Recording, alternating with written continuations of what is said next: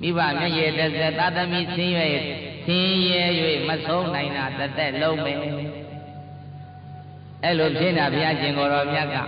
သားတွေလည်းဆင်းရဲမှာကိုမြင်တော်မူတယ်သားလင်ယောက်လည်းဆင်းရဲမှာမြင်တော်မူတယ်ပုံနာကြီးလည်းဒီတဲ့ခြေကိုတွန်းပြီးတော့ဒုက္ခရောက်မှာကိုဘုရားရှင်ကိုယ်တော်မြတ်မြင်တော်မူလို့ပုံနာကြီးကိုကာထာ၄ကာထာသင်ပေးတယ်ပရိသတ်ကြီးကာထာဗဏ္ဏမျိုးတဲ့၄ကာထာသင်ပေးအဲ့လိုပုံနာကြီး၄ကာထာသင်ပေးပြီးတော့တက္ကရောတဲ့တက္ကရောတို့ရဲ့ပုံနာတွေစည်းဝေးဝဲများရှိလာလို့ပရိသတ်တွေများစုံညီလာလို့ရှိရဲ့အဲ့ဒီပရိသတ်ပွဲမှာတက္ကရောငါဘုရားသင်ပေးတဲ့အဲ့ဒီကာထာတွေကို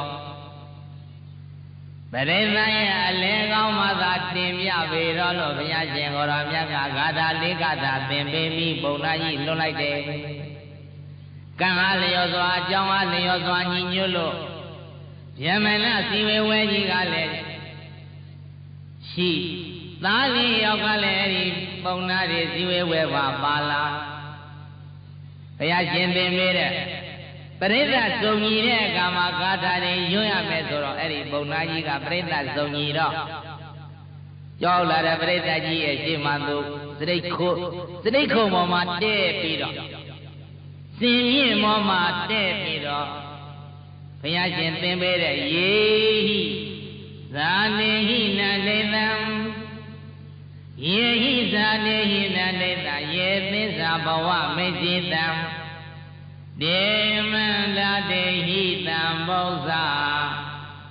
သာဝဝတင်တိသုကတံပါဠိတော်မြန်မာပြန်လိုက်တဲ့အခါကျတော့အစည်းဝေးဝင်ရောက်လာကြတဲ့ဩလူအပေါင်းတို့တဲ့ကျွန်တော်ရဲ့စကားကလေးကိုအနေငယ်ပြောပြရစေကျွန်တော်အနေငယ်စကားကလေးပြောပြရစေခန္ဓာကိုယ်မှာပဲလဲသုတ်သုတ်နွမ်းနွမ်းသုတ်သုတ်ပြတ်ပြတ်မင်းမဲသေးသေးဖြစ်နေတဲ့လူဆင်းရဲတယောက်ကငွေရှိကုန်ရှိပကာသနာပြည့်စုံနေတဲ့ပြမနာဝါဒပြမနာပုံသားတွေရဲ့လူလူကြီးထဲမှာအသနာခံနေတာ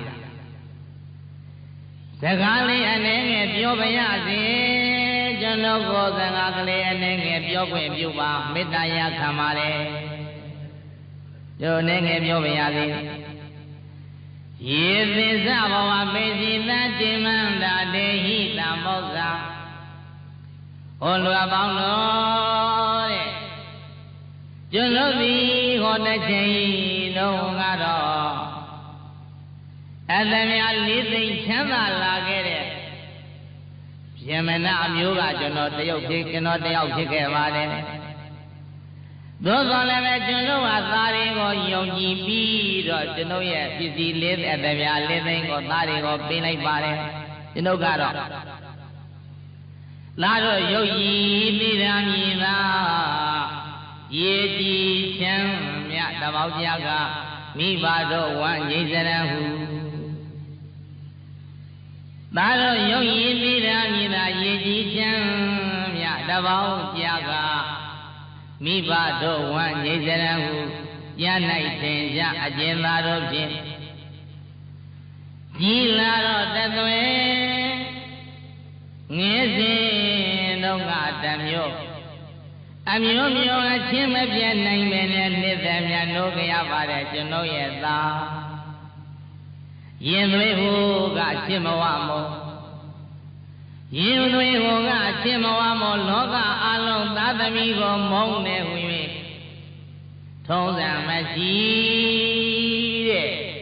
လောကကြီးမှာသားသမီးကိုမိဘကမုန်းတယ်လို့များရှိသလားမုန်းရင်လည်းပဲဟန်ဆောင်ပြီးတော့မုန်းတာတော့ပဲရှိမှတကယ်တော့မမုန်းနိုင်ဘူးနော်ထုံးစံမရှိအသည့်ထင်ရှားကျွန်တော်ရဲ့သားတွေကကျွန်တော်ရဲ့ဥစ္စာစည်းစိမ်တွေကိုတို့တွေအရင်အနည်းအတွက်ကြောင့်ဘောသမြတသိန်းကြီးကျွန်တော်ထုံးပြီးတော့ပေးခဲ့ပါတယ်ချမ်းသာဖို့အတွက်နောက်ကျွန်တော်မှရှိနေတဲ့အတရား၄သိန်းကိုလည်းသားတွေ ဒီတဲ့တိုးပြီးတော့ချမ်းသာစေခြင်းလို့တသိန်းကြီးထပ်ပြီးတော့လည်းကျွန်ုပ်ပေးခဲ့ပါတယ်သာသာသမီးတွေကျွန်ုပ်ရဲ့သားရင်ချမ်းသာပြီးတော့ပြည်မျိုးချမ်းသာတော်ဘွားရင်ကိုသာကျွန်ုပ်ကနေရှိသရွေရက်ရှိသမျှကာလပတ်လုံးကျွန်ုပ်သားလေးယောက်ချမ်းသာဖို့ကိုသာတွေ့